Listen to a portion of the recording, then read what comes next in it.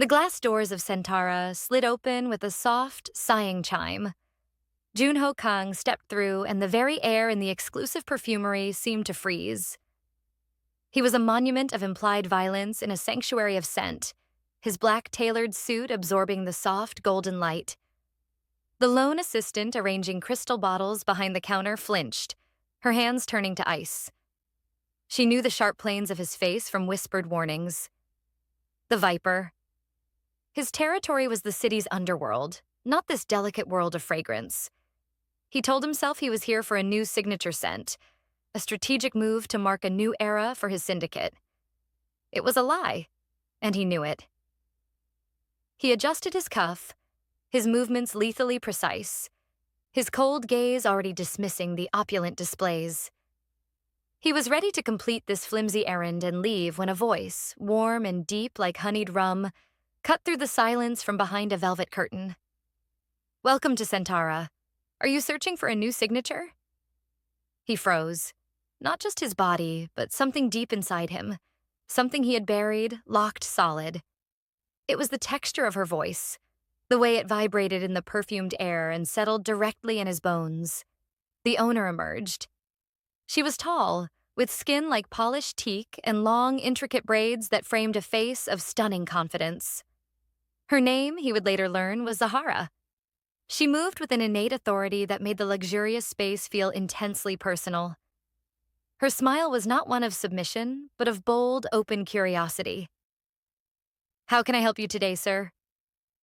That was the moment it happened. The snap was almost audible inside his skull. For months, he had been a ghost. A brutal, targeted poisoning by his rivals, the Black Cobras, had left his nervous system in ruins. The doctors, with their charts and grim diagnoses, had been final. "The neurological damage is severe, Mr. Kang.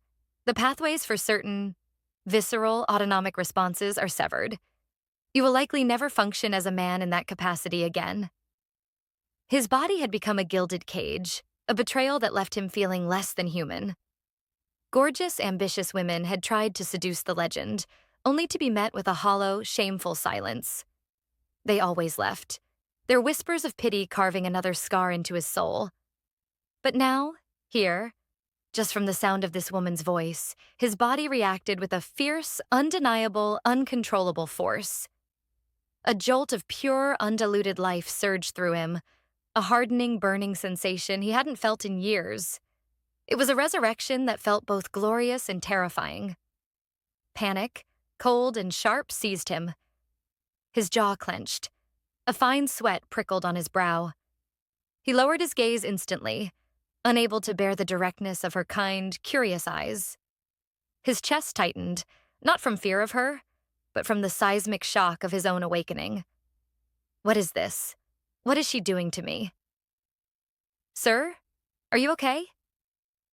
Zahara tilted her head, her expression one of genuine concern. Her voice was gentle, yet firm, the kind of voice that demanded truth. He couldn't speak. He couldn't form a single thought that wasn't drowned out by the roaring in his ears and the frantic drum of his own heart. His breath caught as if he'd been punched in the gut. Without a word, he turned abruptly, his movements stiff with a humiliation he hadn't felt since boyhood, and stormed toward the door. The chime of his exit was a soft, mocking sound. "My sweethearts, my beautiful family, welcome to Afrokorean cinema. You're about to witness our very first story.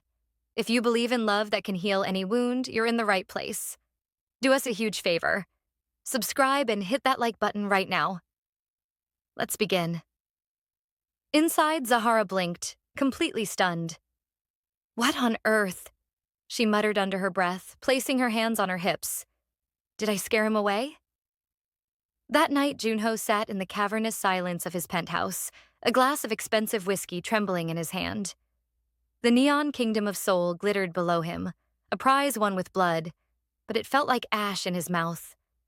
The scene replayed in his mind on a relentless loop. Zahara's confident stance, her voice, the warmth in her eyes, and the shameful, glorious truth that had followed. For the first time in years, his body had responded. He had felt alive. He slammed the glass down, the crystal cracking the polished obsidian of his table. This isn't real, he growled to the emptiness. A phantom feeling, a trick of the mind. But no matter how many times he repeated the doctor's cold words, he couldn't erase the memory of that fire. 2 days passed in a fog. He couldn't eat.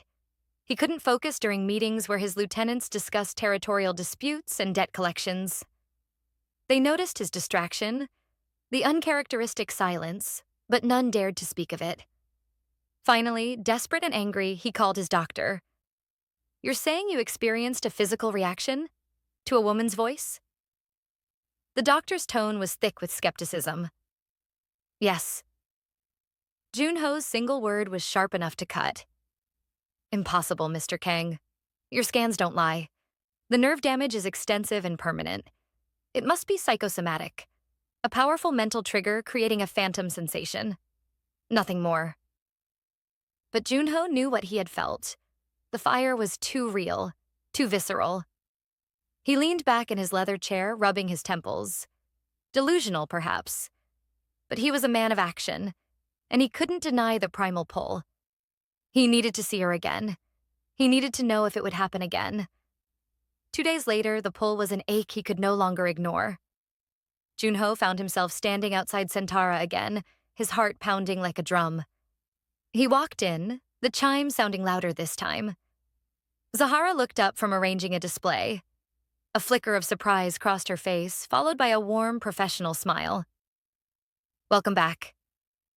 He merely gave a stiff nod, his throat too tight to form words. The same electric hum started under his skin the moment her voice reached him. He walked straight to a shelf, grabbed the first 2 bottles his hand touched, and brought them to the counter. "Just these," he muttered, his voice rough, his eyes fixed on the cash register. She simply nodded, wrapped them silently, and took his payment. As he took the bag, their fingers brushed. It was like a lightning strike to his dead nerves.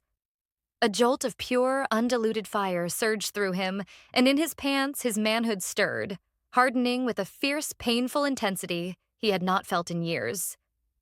It was a brutal, shameful, and glorious resurrection. He flinched back as if burned, turned on his heel, and fled without another word, the entire transaction taking less than a minute. From the parked car across the street, his head bodyguard, Minsik, watched the entire exchange through the boutique's glass front. He saw his boss's stiff posture, the rushed purchase, the abrupt, almost frantic exit. It was bizarre. The Viper was never frantic. Inside, Zahara stared at the closed door, her fingertips still tingling from the strange, electric brush of his hand. What a strange, strange man. She whispered to herself, her curiosity now fully ignited. The following week, he found himself back at Sentara. This time, he came without his armored car, without his guards. A Mafia boss walking alone and exposed. It was an unprecedented risk, but for the first time, the risk of not going felt greater. The door chimed, and once again, her voice found him, wrapping around him like a physical touch. Back again. Zahara's lips curved into a teasing smile. She wore a fitted crimson dress that celebrated her curves, and her eyes sparkled with open amusement. I didn't think the great Junho Kang was the type to be so dedicated to his fragrance profile. He stiffened, his heartbeat a wild, frantic rhythm against his ribs. It happened again. Instantly. A surge of heat, a powerful, unmistakable stirring at the mere sound of her voice. He felt a hot blush creep up his neck and, in a panic, grabbed the nearest bottle from a shelf. "I'll take this," he muttered, staring fixedly at the counter. Her laughter was a rich, melodic sound that seemed to light up the room. "Are you sure? That's Velvet Bloom. It's one of our most popular florals for women. Unless you're planning to gift it?" Her eyes twinkled with mischief. His ears burned. He tossed the bottle onto the counter as if it were scalding him, then grabbed another at random, and another, piling them up. "These. I'll take all of these." He would buy the entire store if it created a barrier between her and his shocking, undeniable reaction. "Hey!" Zahara leaned forward, resting her elbows on the glass counter, her expression shifting to one of genuine intrigue. "You know, Most men don't come to a custom perfumery alone, and certainly not you. Why is Seoul's most feared man suddenly a frequent visitor to my shop? The boldness of her question made his breath hitch. No one spoke to him like this. No one. And yet, instead of the cold fury that was his default, he felt a spark of something else. A thrilling, terrifying sense of being seen. That night, as he carried bags of perfumes he would never open, his men exchanged confused glances. But Junho ignored them. His mind, his heart, his very body were trapped in a loop. Her voice, her smile, her teasing. For the first time in years, Junho the Viper Kang felt powerless. And the most terrifying part was, he didn't hate it.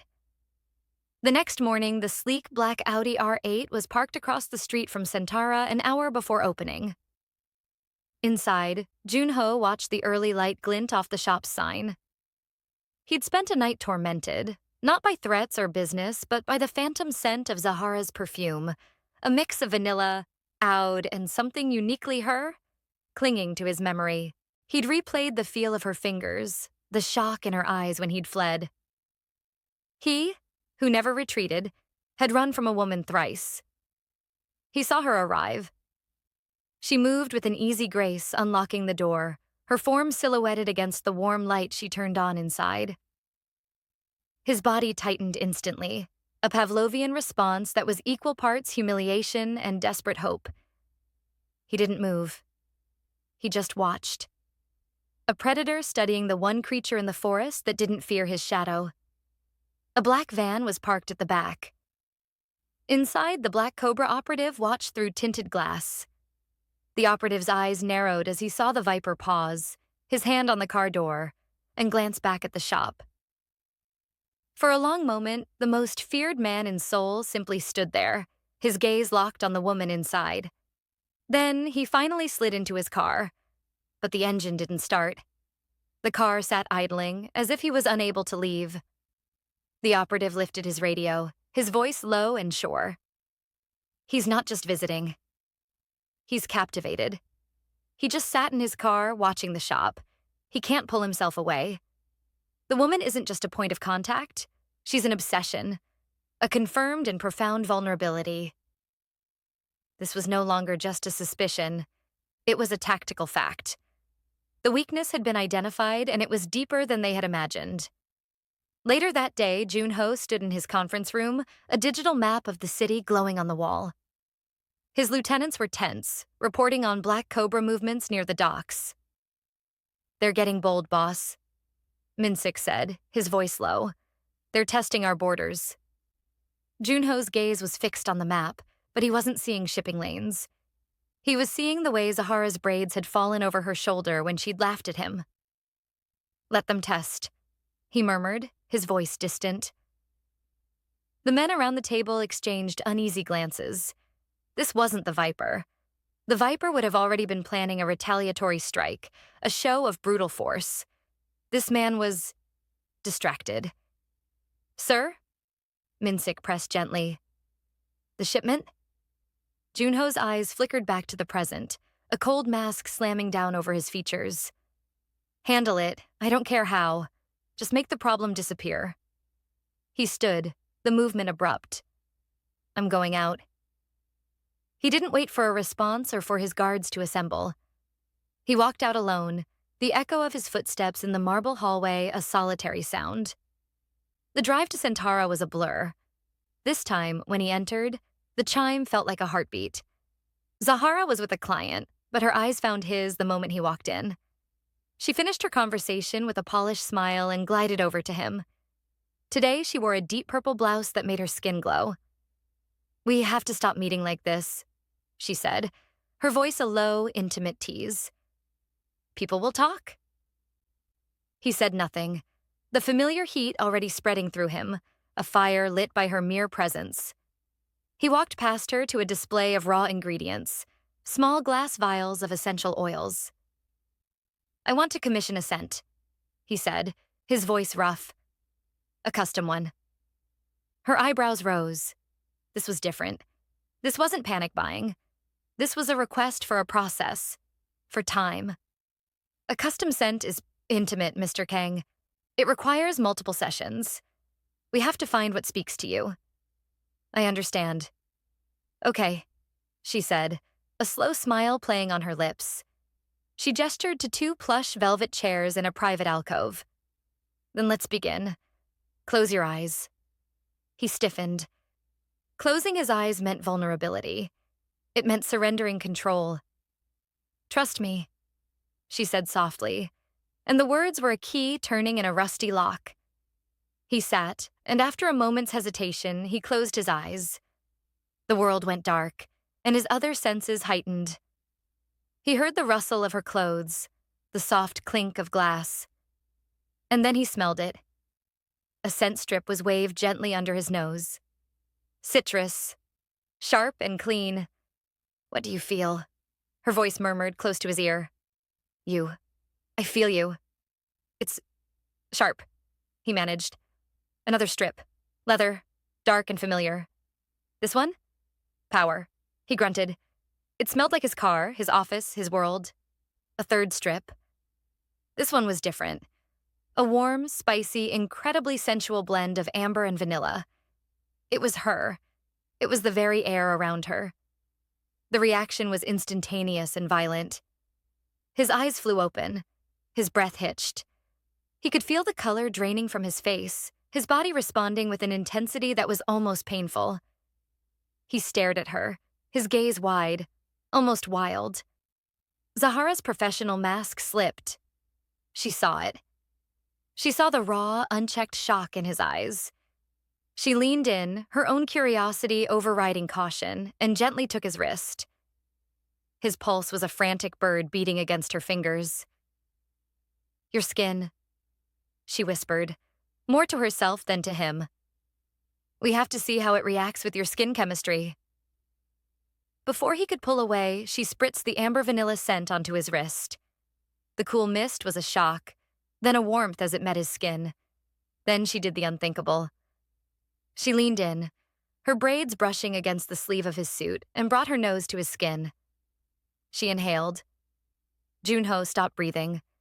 Her warmth, her proximity, the intimate act of her smelling him, it was too much. The fire in him burned white-hot. He was hard, aching, fully, undeniably alive under her scrutiny. He snatched his hand back as if burned, shooting up from the chair.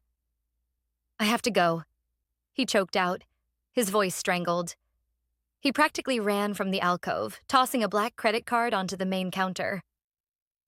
For the process, he barked at the stunned assistant and fled into the safety of the city's noise. Zahara stood in the alcove, her heart hammering. She could still smell him on the air, his own clean, soapy scent mixed with the warm, spicy amber. She looked at the empty chair, then down at her own hands. What on earth, she whispered, are you so afraid of? Across the street in the now familiar black van, a Black Cobra operative lowered his camera. He had a perfect shot of Junho Kang's face through the window, a face not of cold fury, but of stunned, vulnerable shock. He had a shot of the woman leaning intimately close to him. He's not just visiting, the operative said into his radio. He's sitting with her, letting her touch him. He's compromised. The woman is definitely the key. The trap was now set. The rain came down in relentless, heavy sheets, turning the neon lights of Seoul into blurred watercolors. Junho stood just inside the doorway of Sentara, the session having run later than intended.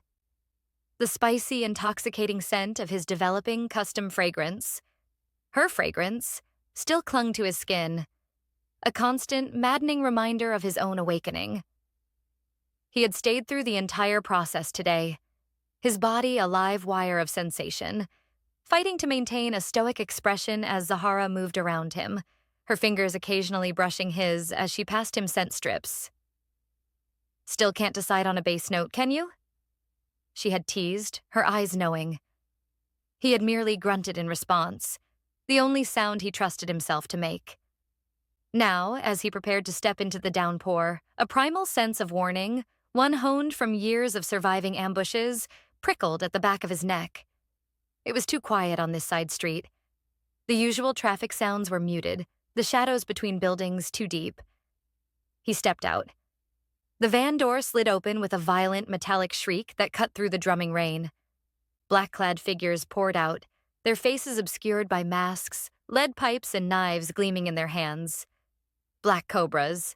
Junho's instincts took over.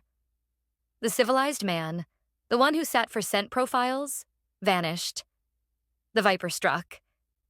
He moved with a brutal, economical grace, disarming the first man with a sharp crack to the wrist, using the man's own body as a shield against a swinging pipe. He was a whirlwind of controlled violence, his every move a sentence of death. 2 men fell, groaning into the wet pavement. But they were prepared. There were too many. As he twisted to avoid a knife, a second assailant brought a pipe down hard on his already injured side. White-hot agony ripped through him, the old wound screaming in protest. He staggered, his breath hissing through clenched teeth. He fought on, a cornered beast, his rage painting the rainy night red, but his strength was faltering, his movements slowing as blood seeped through his expensive shirt, a dark, spreading stain. A car horn blared from the main road, its headlights cutting through the storm. The remaining attackers scattered like cockroaches, melting back into the shadows from whence they came. Gasping, leaning against the wet brick wall for support, Junho fumbled for his phone. He should call Min-sik.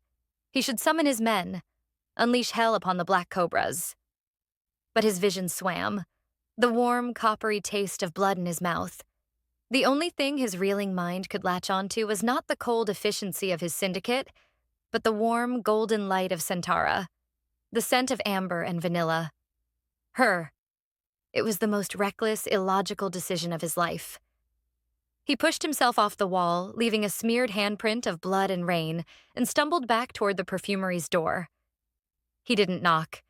He slumped against it, the glass shuddering under his weight. Inside, Zahara was closing the cash register. The sound made her jump. Her eyes widened in horror at the sight of him through the glass. Soaked, pale, bleeding heavily. She rushed forward, fumbling with the lock before pulling him inside. Junho, oh my God, what happened? Her voice was sharp with a fear that felt strangely personal. Nothing, he slurred, teeth chattering from pain and cold. Just a scratch. A scratch? She snapped, her fear morphing into fierce anger. You're bleeding all over my floor. But her hands were already moving, pulling him toward the velvet chairs in the alcove. He collapsed into one, his breath shallow. The mighty viper, reduced to a shivering, wounded man in her elegant chair. Her heart hammering against her ribs, Zahara ran to the back room and returned with a first aid kit. Her hands trembled, but her voice was steady. Take off your jacket and shirt. He let out a pained, faint smirk. You're bold. Don't you dare joke with me right now, she hissed, her eyes blazing. Do it. With a grimace, he obeyed, peeling off the blood-soaked layers. Zahara's breath caught. His torso was a map of violence, old, silvery scars crisscrossing his skin, a testament to a life she could only imagine, and the fresh, angry gash on his side, weeping blood. She cleaned the wound, her touch firm yet gentle. He hissed, his whole body tensing, his jaw clenched so tight she thought it might break. Hold still, she murmured, her tone softening as she saw the true extent of the damage. You act like you're made of stone, but you bleed just like the rest of us. For a long moment, their eyes locked in the intimate quiet of the shop. The space between them vanished, heavy with unspoken things. Why didn't you go to your men? She asked, her voice barely a whisper as she began to bandage the wound. Why come here? He swallowed hard, his dark eyes burning into hers, all pretense gone. Because I trust you. The words hung in the air, simple, profound, and devastating. Her breath caught. In them was a weight she knew he had never given to another soul. As she finished, her hands lingered on his bare skin, tracing the story of his survival written in scars. Her fingers brushed against a particularly old, deep one near his heart. You're crazy. she whispered, shaking her head. A man like you showing up here, bleeding? Do you want to get me killed? His lips twitched, a half smile, half grimace. If they come for you, he said, his voice low and deadly serious, I will end them. Something inside Zahara shattered and reformed in that instant. This man was danger and chaos, but in his rawness, he was the most real thing she had ever encountered. Her fingers, of their own volition, brushed against his. The spark was instantaneous, a live current that jolted through both of them. Junho leaned in slowly, his usual confidence stripped away. There was no mask, no savage facade, just a man laid bare, craving a salvation he'd only found in her. He cupped the back of her neck, his touch surprisingly gentle. Their lips met. It was soft at first, a tentative question. Then, as she gasped against him, her hands coming up to clutch his shoulders, it deepened into a desperate, hungry answer. He kissed her like a man starved for oxygen, like the world would end if he didn't taste her. It was a storm breaking after a lifetime of drought.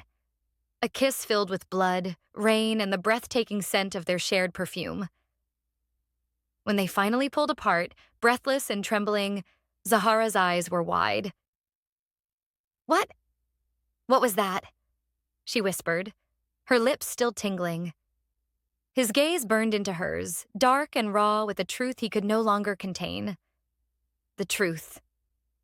Outside in the sheeting rain, unseen eyes watched from the shadows. A rival's voice, dripping with triumph, whispered into a radio. He's bleeding, and he went to her. He cares for her. She's not just a weakness, she's his heart. And we know how to make him bleed now. The city outside glittered, cold and uncaring. But inside the perfumery, a different kind of fire had been lit. And with that kiss, Zahara's fate, for better or worse, was irrevocably tied to the Vipers. Junho did not take her back to his penthouse that night. The risk was too great. The Black Cobras were watching, and leading them directly to his home would be a death sentence for them both. Instead, he made a call. Within minutes, two of his most trusted men arrived in an unassuming sedan, their faces grim. They helped him into the back seat, and Zahara climbed in beside him, her mind reeling. They drove in silence to a safe house, a sleek, modern apartment in a nondescript high-rise. It was luxurious but sterile, devoid of any personal touch. A place, she realized, for hiding, not for living. Once inside, his men discreetly vanished into another room. The heavy door clicked shut, leaving them alone in the vast, silent living room. The adrenaline had faded, leaving behind a thick, heavy tension. Junho stood by the floor-to-ceiling window, his profile etched against the city lights, one hand pressed lightly against his bandaged side. You should sit, Zahara said, her voice softer than she intended. You need to rest. He didn't turn. I brought danger to your doorstep. His voice was a low, gravelly rumble, laced with a self-loathing that startled her. I am the worst kind of selfish. This wasn't your fault. It is. He turned then, and the raw anguish in his eyes stole the air from her lungs. This wasn't the fearsome Mafia boss. This was a man tormented. Everything I touch turns to ash. My world is poison, Zahara, and I dragged you into it because I'm a weak, desperate man. He began to pace, a caged animal, his movements stiff with pain and frustration. For months, I have been a ghost, a walking corpse. After the poisoning, the doctors said it was permanent. The part of me that makes a man was gone. I was hollow. He stopped, finally looking at her, his gaze burning with a terrifying intensity. And then I walked into your shop, and you spoke. And for the first time, I felt a spark, a flicker of life. I came back because I was starving for it. I was ready to buy every bottle in your store, to invent 100 reasons to be near you just to feel that fire again. Do you understand how pathetic that is? Zahara stood her ground, her heart aching for him. It's not pathetic. It's human. It's a liability, he roared, then winced, clutching his side. His voice dropped to a desperate whisper. They saw it. They saw me with you. And now you're a target. Because of my inability to stay away. He sank onto the edge of a large leather sofa, dropping his head into his hands. The picture of utter defeat. Zahara crossed the room and knelt before him. She gently pried his hands away from his face. Look at me, Junho. He lifted his gaze, and the vulnerability there was more disarming than any show of power. You think you dragged me into this? I'm not a child. I chose to let you in. I chose to help you when you were bleeding on my floor. I chose to kiss you back. She took a deep breath, her own boldness surprising her. You keep talking about this fire, this life you feel around me. What does it feel like? Right now. He stared at her, his breath catching. He could feel it, even through the pain, the shame, the fear. A steady, warm hum under his skin, a pull towards her that was as fundamental as gravity. It feels like coming home, he admitted, the confession torn from him. Like for the first time in years, my body is my own. And it wants you. It recognizes you. Then stop fighting it, she whispered, her hands moving to frame his face. Stop calling it a weakness. Maybe I'm not your liability. Maybe I'm your anchor. That was the final surrender. With a groan that was half pain, half relief, he pulled her up onto the sofa and into his arms. His lips found hers again, but this kiss was different. It wasn't the desperate, frantic kiss of before. It was slower, deeper, a profound exploration. It was a conversation without words. He kissed her with a reverence that made her tremble, his hands tracing the line of her jaw, the column of her neck, as if memorizing her. He buried his face in the curve of her neck, inhaling deeply, the scent of her skin and perfume becoming his new oxygen. Zahara. He breathed against her skin, his voice ragged. You don't understand. You are a miracle. He stood, lifting her effortlessly into his arms, ignoring the protest of his wounded side. He carried her to the bedroom, laying her down on the cool sheets as if she were the most precious, fragile thing he had ever held. What followed was not just passion. It was a reclamation. Every touch, every kiss, every shuddering breath was a reaffirmation of his life, his humanity. He was both terrifyingly powerful and heartbreakingly gentle. He worshipped her with his hands and his mouth, and when they finally joined, it was with a sense of devastating rightness that shook them both to the core. It was proof, not just of his physical healing, but of something far deeper. He was not broken. He was not a ghost. In her arms, with her scent enveloping him, with her whispers of encouragement in his ear, Junho Kang was finally, completely, whole. Later, as they lay tangled together in the dark, her head on his chest, he held her as if he never intended to let go. His fingers traced lazy patterns on her bare back. I will burn the world to the ground before I let anyone hurt you. He vowed into the silence, his voice quiet but absolute. Zahara lifted her head, meeting his gaze in the dim light. I don't want you to burn the world, she said softly. I just want you to stay right here. For the first time in his violent, chaotic life, Junho believed in a future beyond the next deal, the next battle. He tightened his arms around her. Where else would I go? He whispered. You are my life now. Outside, the city slept, unaware that the heart of its most dangerous man had been irrevocably captured, changing the balance of power forever. The Viper had found his cure, and he would protect it with a ferocity the world had never seen. Thank you for watching, my sweethearts. If this story touched your heart, welcome to the family. Subscribe and turn on notifications so you never miss our next magical story. Now, I want to hear from you. What's the most unforgettable love at first sight moment you've ever experienced? Pour your heart out in the comments below.